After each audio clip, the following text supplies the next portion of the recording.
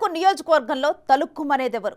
మరోసారి విజయం తమదేనంటూ మంత్రి కారుమూరి ధీమా వ్యక్తం చేస్తుంటే కూటమి అభ్యర్థిగా విజయగంట మోగిస్తామంటున్న మాజీ ఎమ్మెల్యే రాధాకృష్ణ ఆశాభావంతో ఉన్నారు. ఎవరికి వారు ధీమా వ్యక్తం చేస్తున్న నియోజకవర్గ ఓటర్లు ఎవరికి పట్టం కట్టారు అనే అంశంపై తీవ్ర ఉత్కంఠ నెలకొంది. విజయం మాట ఎలా ఉన్నా పందెం రాయులు విచ్చలవిడిగా పందాలు కాస్తున్నారట. అభ్యర్థి గెలుపుపై కొందరు కాస్తుంటే మరొకరు త్వరలో ఏర్పడనున్న ప్రభుత్వంపై లక్షలకు లక్షల పందాలు కాస్తూ రాజకీయంగా హీట్ పుట్టిస్తున్నారు.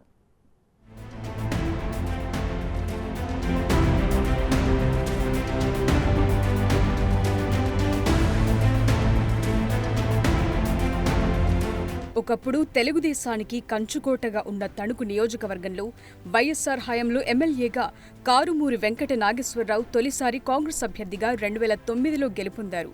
2014లో వైసీపీలో చేరిన ఆయన జగన్కు అత్యంత సన్నిహితుడిగా పేరు తెచ్చుకున్నారు.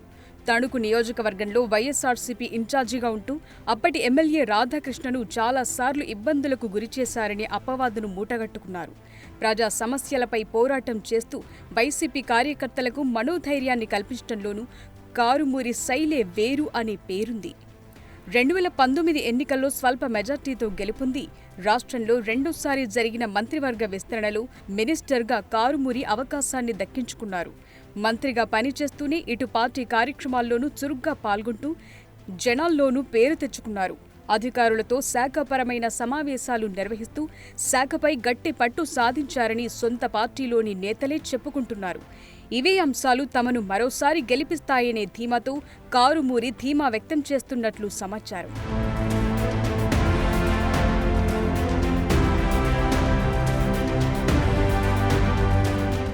సీఎం జగన్ ప్రవేశపెట్టిన సంక్షేమ కార్యక్రమాలతో పాటు తాను చేసిన నియోజకవర్గ అభివృద్ధితో జనం వైసీపీని గెలిపిస్తారనే ఆశాభావంతో కారుమూరి ఉన్నారట. ప్రభుత్వ పథకాలను రాష్ట్రంలో ఇతర నియోజకవర్గాల కంటే తణుకులోనే ఎక్కువగా ప్రచారం కల్పించారనే వార్తలు వినిపించాయి. అంతేకాదు కోవిడ్ సమయంలోనూ నిత్యం ప్రజల్లో ఉంటూ వారి బాగోగులు చూడటంలోనూ కారుమూరి నాగేశ్వరరావు ముందు వరుసలో ఉన్నారని నియోజకవర్గంలో పేరుంది. మరోవైపు చంద్రబాబు పర్యటనలు, లోకేష్ యువగళం పాదయాత్ర సమయంలోనూ వారు చేసిన ఆరోపణలపై ఎప్పటికప్పుడు కౌంటర్ ఇవ్వటంలో కారుమూరి స్పెషలిస్ట్ అనే పార్టీ నేతలు చెప్తున్నారు. ప్రజలకు నిత్యం అందుబాటులో ఉంటూ వారితో మమైకం కావటంతో ఆయనకు ఆయనే సాటనే పేరు తెచ్చుకున్నారు. అందుకే ఈసారి ఎన్నికల్లో తన విజయం ఖాయమని ధీమాగా ఉన్నారు. గతంలో 2 సార్లు త్రిముఖ పోటీలో గెలుపొందిన కారుమూరి నాగేశ్వరరావు ఈసారి ఎన్నికల్లోనూ స్వల్ప మెజార్టీతో అయినా గెలుస్తారనే ఆశాభావంతో కారుమూరి వర్గం ఉందని సమాచారం.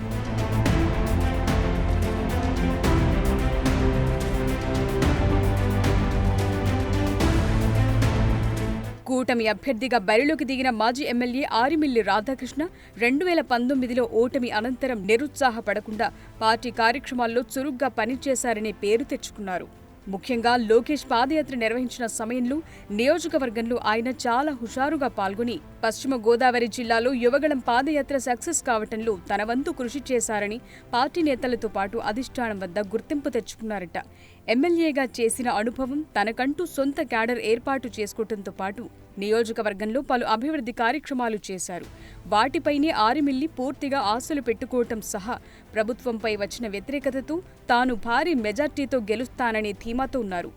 పైగా కూటమిలో ఇతర పార్టీ నేతల సహకారం పూర్తిగా తనకు అందిందని, ప్రజలు కూడా తనను ఆశీర్వదించారని ఆరిమిల్లి భావిస్తున్నారట.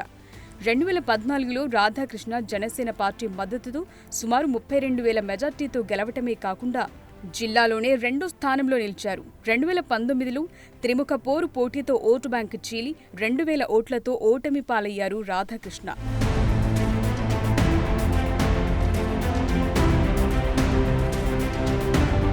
తెలుగుదేశంలో మొదట్నుంచి క్రమశిక్షణ గల నాయకుడిగా నిత్యం కార్యకర్తల్లో ఉంటూ పార్టీ కార్యక్రమాల్లో చురుగ్గా పాల్గొనటంలో ఆరిమిల్లి శైలే వేరని సొంత క్యాడర్ చెప్పుకుంటోంది. టీడీపీకి కంచుకోట ఉన్న తణుకులో ఇతర పార్టీల నుంచి నేతలను టీడీపీలోకి రప్పించటంలోనూ ఆయన సఫలీకృతమయ్యారని టీడీపీ నేతలే చెప్పుకుంటున్నారు. దీంతో ఈసారి తనకు విజయం ఖాయమనే భావనలో ఆయనున్నారు. 5 ఏళ్లలో తణుకు ఎమ్మెల్యేతో పాటు మంత్రిగా ఉన్న కారుమూరి నాగేశ్వరరావును సమర్థంగా ఎదుర్కొని ప్రజా సమస్యలపై అలుపెరగని పోరాటం చేసి అధిష్టానం దృష్టిలో రాధాకృష్ణ ఉన్నారట. ఇది ఆయన విజయానికి కలిసొచ్చే అంశమనే భావనలో టీడీపీ కాడరుంది. 2019లో జనసేన విడిగా పోటీ చేయటం వల్ల స్వల్ప ఓటమి చెందిన ఈ యువనేత ఈసారి ఎన్నికల్లో భారీ మెజార్టీతో గెలుస్తాననే ధీమాతో ఉన్నారట. ఏపీలో వచ్చే భారీ మెజార్టీ స్థానాల్లో తణుకు ఉంటుందనే భావనలో తెలుగు తమ్ముళ్లు ఉన్నారు.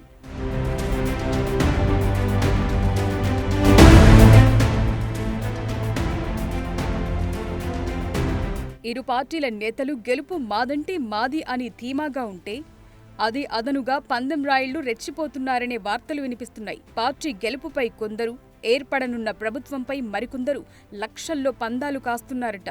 ఇప్పటికే ఓటరు తీర్పు ఈవీఎంలో భద్రంగా ఉంది. జూన్ 4 వరకు ఓపిక పట్టాలని రాజకీయ నిపుణులు సూచిస్తున్నారు. తొందరపడి పందాలు కాచి ఉన్నది పోగొట్టుకునే పరిస్థితులు తెచ్చుకోవద్దని, జూదం చట్ట వ్యతిరేకమని హెచ్చరిస్తున్నారు.